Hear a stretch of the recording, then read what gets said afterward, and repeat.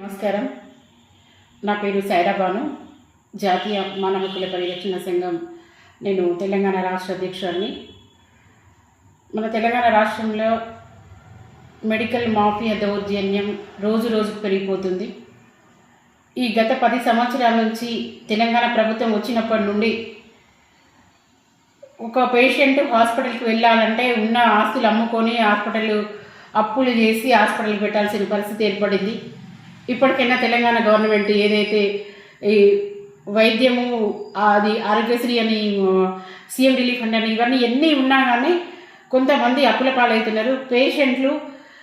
ఒక patient serious ఉండి రోగులు ఎక్కడి నుంచి అన్న తెలంగాణ నలుమూలల నుంచి హైదరాబాద్కు రావడం జరుగుతుంది. మెడికల్ మాఫియా దౌర్జన్యానికి కొంతమంది కుటుంబాలు బలవుతున్నాయి.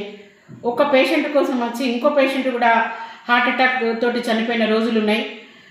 నిన్న మొన్న జరిగిన ఒక ఎగ్జాంపుల్ సంఘటన ఏంటంటే, ఒక పేషెంట్ ఆంధ్రాకు సంబంధించిన పేషెంట్ తెలంగాణలో అంటే ఇక్కడ కూలి పని చేసుకోవడానికి వచ్చి లంగ్స్ ఇన్ఫెక్షన్ తోటి 80% లంగ్స్ పోయినాయి. ఆయనకు వెంటిలేటర్ అవసరం ఉంటుందని చెప్పి ఎమోషనల్ బ్లాక్మెయిల్ చేసి వెంటిలేటర్ వేయడం జరిగి 3 రోజులు రోజు 1,00,000తో తీసుకున్నారు. కూలి పని చేసే వాళ్ళు ప్రతిరోజు 1,00,000 రూపాయలు 1,00,000 ఎక్కడి నుంచి పెడతారు. వాళ్ళు మాకు ఫోన్ ద్వారా తెలియసి, అమ్మ మమ్మల్ని మాకు రోజు 1,00,000 అంటే మాకు వెళ్ళట్లేదు, మా పేషెంట్ చచ్చిపోయిండో బతుకున్నాడో కూడా తెలియట్లేదు అంటే ఈ మెడికల్ మాఫియా చనిపోయిన వాళ్ళకు కూడా ట్రీట్మెంట్ చేస్తున్నారు. పేషెంట్ని మేము కాల్ చేసి మీ పేషెంట్ మీ దగ్గర ఒక పలానా పేషెంట్ ఉన్నాడు, ఆ పేషెంట్ మీరు వెంటనే గాంధీకి రిఫర్ చేస్తారా, మరి వాళ్ళ దగ్గర డబ్బులు లేవని చెప్పడం జరిగింది. ఆ పేషెంట్ని వాళ్ళు గాంధీకి రిఫర్ చేశారు, కానీ గాంధీ హాస్పిటల్ పోయే వరకే పేషెంట్ చనిపోయింది.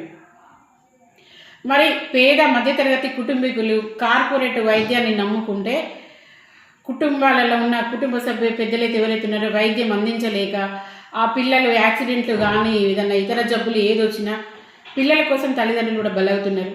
దీన్ని గవర్నమెంట్ దృష్టికి మేము తీసుకొస్తున్నాము. వైద్య ఆరోగ్య శాఖ మంత్రి గారు, గౌరవ ముఖ్యమంత్రి గారు, కార్పొరేట్ హాస్పిటల్ దౌర్జన్యాన్ని మీరు చట్టపరంగా ఆపాలి.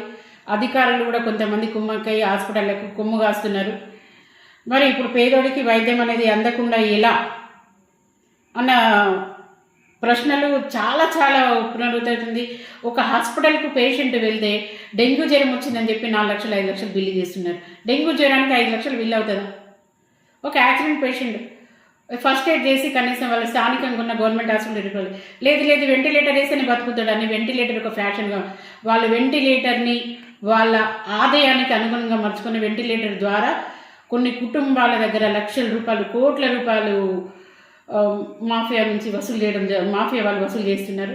దీన్ని ఇప్పటికైనా ప్రభుత్వం గుర్తించి ఇట్లాంటి హాస్పిటల్ని రద్దు చేయాలని మేము కోరుకుంటున్నాం.